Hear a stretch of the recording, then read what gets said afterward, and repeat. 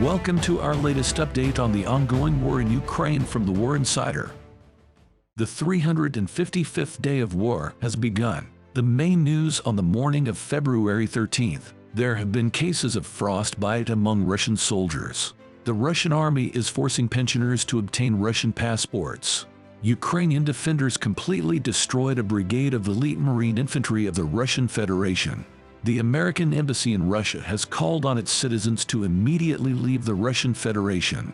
But first, a summary from the front line and a map of the combat operations.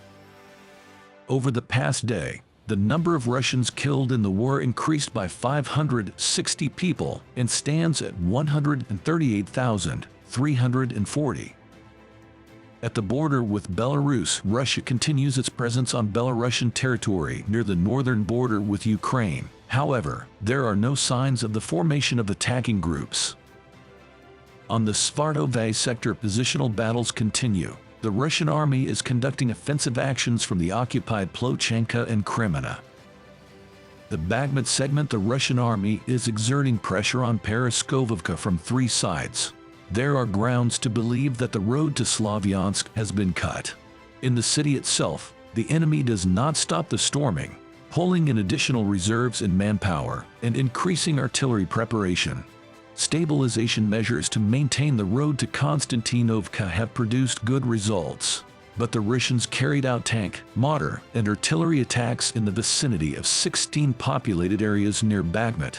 Starting today, the military will close access to Bakhmut to all civilians, including volunteers. You can only get to Bakhmut with special passes. The goal of the ban is to ensure the safety of civilians from enemy diversionary groups that penetrate the city. The Avdiivka segment is unchanged, another unsuccessful attempt by the Russians to advance on Krasnogorovka. The enemy's artillery preparation has increased all along the line. The occupiers fired on 25 populated areas near Avdiivka with various salvo fire systems, as well as tanks and mortars. The Kreminna direction Russians have sustained significant losses and retreated, reported the head of the Lugansk People's Militia Sergei Gaidai. For several consecutive days, Russians have attacked Ukrainian positions both in the occupied Kreminna area and in the Belogorivka area.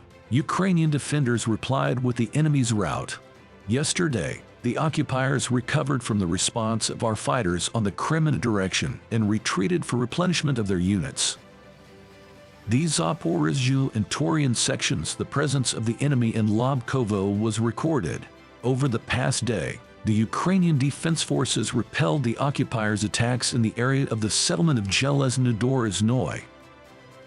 The Kherson direction, the occupiers inflicted a large number of missile strikes from the left bank of the Dnieper on the regional center and coastal settlements. Russians hit the administrative building in Kherson with artillery. In the past day, Ukrainian aviation carried out 2 strikes on areas of concentration of personnel and military equipment of the occupiers. Ukrainian missiles and artillery hit 8 areas of concentration of manpower, 1 anti-air defense position, and 2 enemy ammunition depots. Furthermore, the Russian army has suffered the greatest losses since the invasion of Ukraine in the last 2 weeks, according to the British intelligence. The USAID agency provided Ukraine with $13 billion in direct budget support. The USAID press service. The funds are directed towards helping doctors, teachers, and emergency services workers. Credit Suisse froze Russian assets worth CHF 17.6 billion, $19 billion, as reported by Sonntag Zeitung. This represents more than a third of all Russian assets declared in Switzerland. Of this amount, about CHF 4 billion belongs to account holders on the Swiss sanctions list. CHF 13.6 billion belongs to the Russian Central Bank or individuals targeted by sanctions in other countries. The occupiers are forcing pensioners in the occupied part of the Kherson region to obtain Russian passports, threatening to stop their pensions, reports the Ukrainian military headquarters.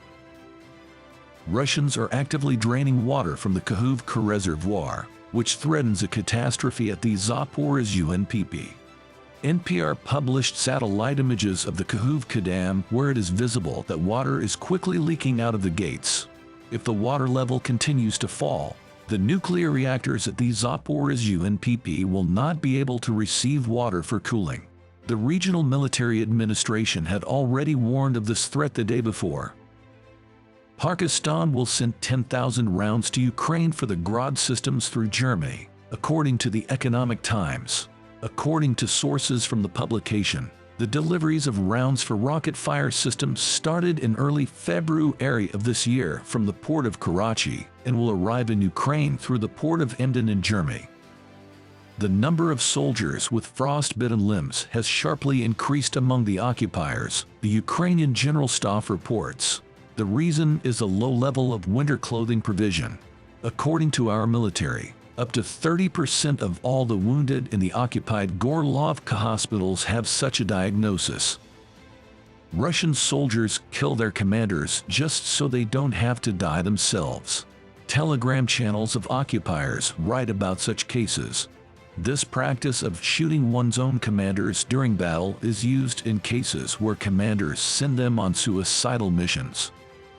Near Vuhledar, Russia has lost its elite 155th Marine Brigade from Vladivostok, according to Politico. The 155th Brigade has already had to be replenished 3 times.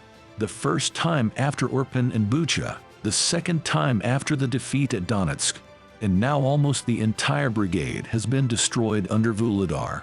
A large number of enemy forces, including the command staff, have been destroyed near Vuhledar and Mariinka of the Donetsk region. On this section, 150 to 300 Russian Marines were dying daily. On this same front, the Russian army lost about 130 units of equipment in 1 week, including 36 tanks. This is all the news for today. Don't forget to subscribe and hit the like button if you enjoyed the video. We'll be back with more updates and information tomorrow.